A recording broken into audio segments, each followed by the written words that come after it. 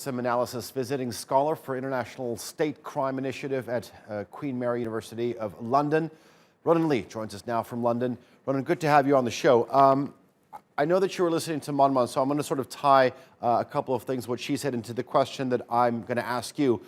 Looking at some of the visuals for the past 6 hours, and how the people are sort of carrying themselves, what I'm seeing is that, people don't really care if they're arrested. Some of the protesters are saying, I really don't care if I'm shot. I mean, is the fear of the military sort of dying down in their minds? I mean, Myanmar was talking about, how strong the determination was. Yeah, I think people are obviously fearful, but they're determined and they're brave. And that's been clear so far. I mean, they've stared down what is known to be a brutal military. Many people in Myanmar will have experienced the brutality of the military at some instance in their lives, or heard of stories of its brutality from their parents or grandparents. The country's ethnic minorities, of course, the Rohingya in particular, have a very recent experience of how violent Myanmar's military can become. And the protesters have made a calculation about that. They've decided that their only choice is to stare down the military and oppose them no matter what the consequences. And that's really what's going to determine whether or not these protests are successful at overturning the coup. If they're prepared to take the violence that's thrown at them by the military and continue to protest and continue to strike, then that's their opportunity to defeat the coup and get their country back. Okay, so you talked about the potential of how violent the country's military can be. Where do they draw the line? Well, they don't draw the line at shooting civilians. They've already done that. There were shootings last week. In fact, one of the highest profile was a 19-year-old girl. She was a peaceful protester, shot in the head with a live round. And that was in a protest that was regarded as utterly peaceful from the point of view of the protesters. They were chanting protest songs and carrying banners, and that's how the military reacted.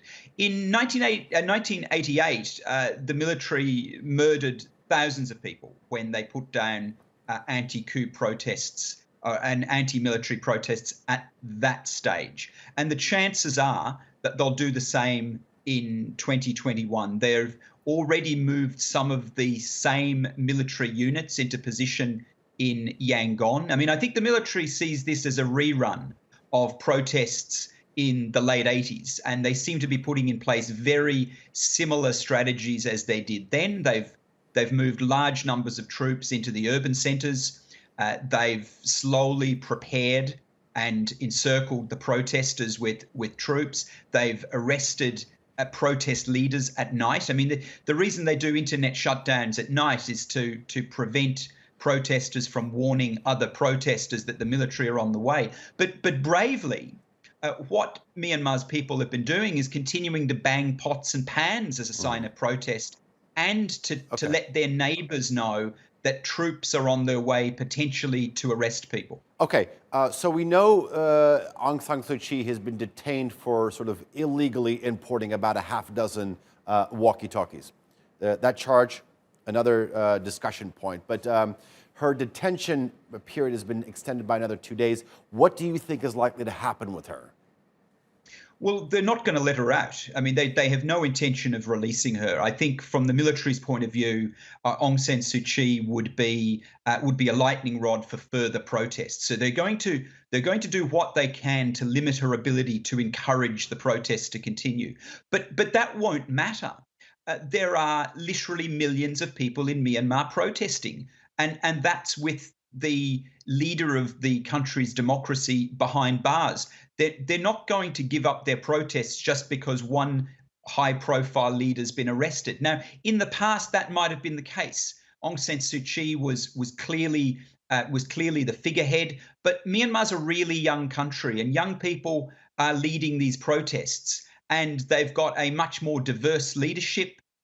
They're organized in a way that's not as hierarchical as as maybe the leadership of democracy campaigners was 2 or 3 decades ago. So the military strategy of removing Aung San Suu Kyi, yes, it's taken away an important figurehead for the protesters, but it hasn't ended the protesters' ability to organise, and it certainly hasn't taken away any of their enthusiasm or determination.